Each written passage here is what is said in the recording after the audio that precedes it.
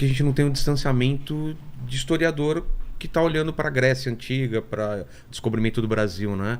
Porque está acontecendo tanta coisa que vai ser estudado no futuro. Essa invasão, essa tentativa do 8 de janeiro. Imagina, isso daí vai estar nos livros de história, você vai ver criança estudando isso, e a gente viveu isso, só que é tão difícil, você estando no olho do furacão, entender todo o contexto, né? A gente nem sabe quem financiou isso, não sabe se vai chegar um dia a mais respostas, se o governo soube de alguma coisa e não fez nada. Tem tanta coisa, né, que está se encaminhando. Como a gente faz para entender o presente, olhando para o passado e sabendo que no futuro isso pode mudar? É preocupante também, né? Bom, todo historiador tem problema com presente, né? Né? A gente prefere sempre analisar um processo que se encerrou. Porque é exatamente o que você está contando. Quando o processo se fecha, você fala, agora eu já sei tudo. Sei quem mandou, Segunda sei Guerra quem Mundial, obedeceu. ok, entendeu? Teve começo, teve fim, não sei o que e tal, dá para analisar, né? Agora, a mas guerra da Ucrânia tá difícil ainda. Tá difícil, mas eu acho que a gente pode olhar o presente, sabe por quê? Tá. Eu sempre, não sei o que você acha, mas eu penso que o nosso presente está cheio de passado. Com certeza. Ele é reflexo de um monte de coisa, né? É isso Nada aí. acontece.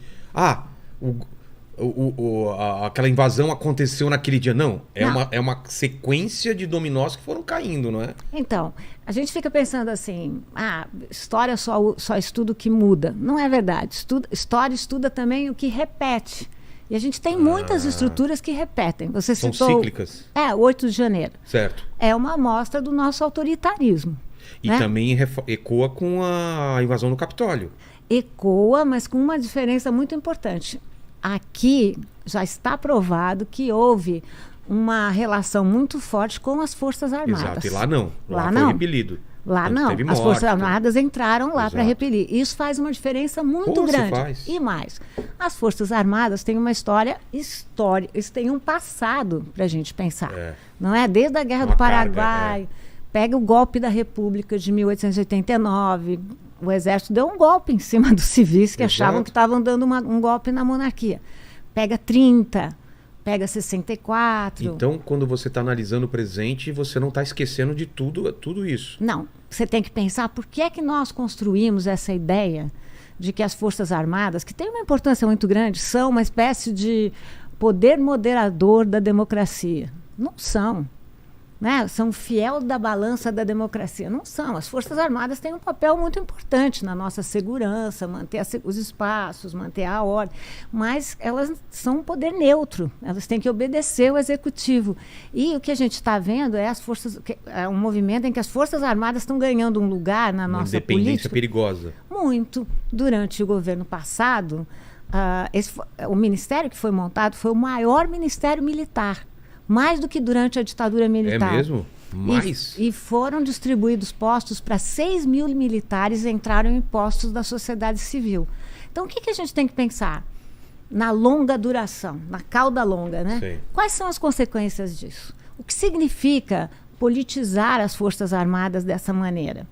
Tem consequência.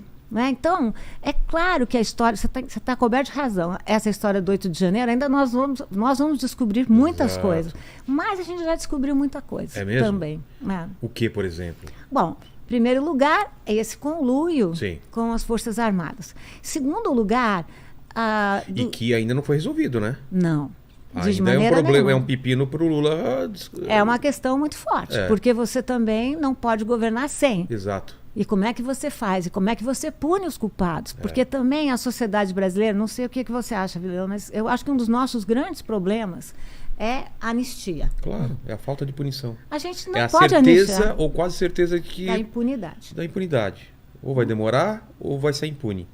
Ou eu saio, ou eu vou ser julgado, mas não vai muito longe, não sei o quê.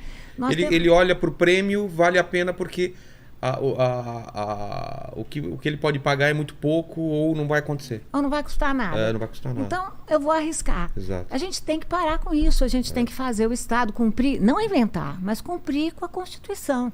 Ou seja, simples, atos golpistas são atos que são punidos pela lei. Não tem outro nome, não tem como amenizar isso, né? Não tem. Não tem. E também a destruição, né? Eu estive lá.